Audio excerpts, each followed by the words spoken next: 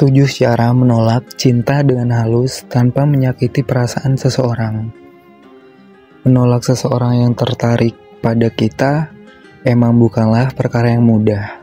Kamu harus tahu bagaimana cara menolak cinta dengan halus agar hal tersebut tidak menyakiti perasaannya.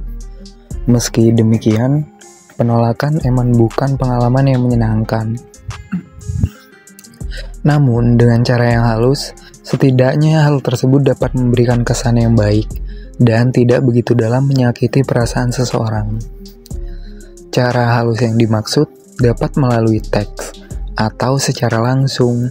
Kamu dapat memilih kata-kata tertentu dan cara penyampaian yang baik agar tidak menyinggung atau menyakiti perasaannya. Yang pertama, katakan dengan jelas. Merujuk dari Hello Release, saat kamu hendak menolak seseorang, katakanlah secara jelas dan jujur. Hindari mengatakannya secara bertele-tele. Katakan secara tenang dan tegas bahwa kamu tidak tertarik padanya. Kamu juga harus mengatakannya dengan yakin dan gak ada keraguan. Yang kedua, katakan dengan singkat. Selain harus dikatakan dengan jelas, kamu juga sebaiknya mengutarakan penolakan dengan singkat. Perkataan yang panjang dan berputar-putar bisa jadi hanya menambah rasa sakitnya. Berikut adalah beberapa contoh kalimat singkat untuk menolak yang bisa menjadi pilihan. Yang pertama, saya menghargai perasaan kamu, tetapi sepertinya kita nggak cocok. Yang kedua, saya senang mengenal kamu, tetapi menurut saya kita tidak cocok satu sama lain. Dan yang ketiga, saya sangat menghargai perasaan kamu, tetapi saya tidak merasakan hal yang sama. Yang ketiga, jangan menolak dengan alasan fisik. Saat menolak seseorang, hindari mengatakan kalau kamu tidak tertarik karena fisiknya. Meskipun emang itu kenyataannya, penolakan aja udah menyakitinya. Jika kamu menyampaikan hal tersebut, hal itu malah akan semakin menyakitinya. Yang keempat, jangan beri harapan palsu. Apabila kamu tidak tertarik pada seseorang, sebaiknya jangan beri dia harapan palsu. Katakan dengan jujur bahwa kamu tidak tertarik padanya sejak awal.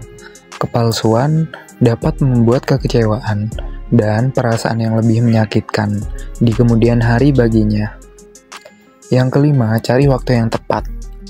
Melansir Min The Boy Green, kamu juga harus memilih waktu yang tepat untuk mengatakan penolakan.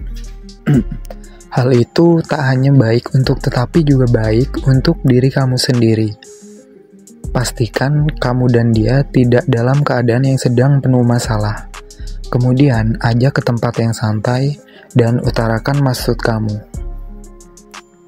Yang keenam, nggak perlu mengatakan alasannya.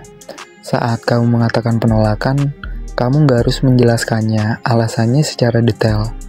Kamu juga nggak perlu mengatakan kalau dia bukan tipe kamu sehingga kamu menolaknya. Oleh sebab itu, kamu cukup mengatakan penolakan tanpa harus menjelaskan alasannya. Yang terakhir, jangan merespon kasar.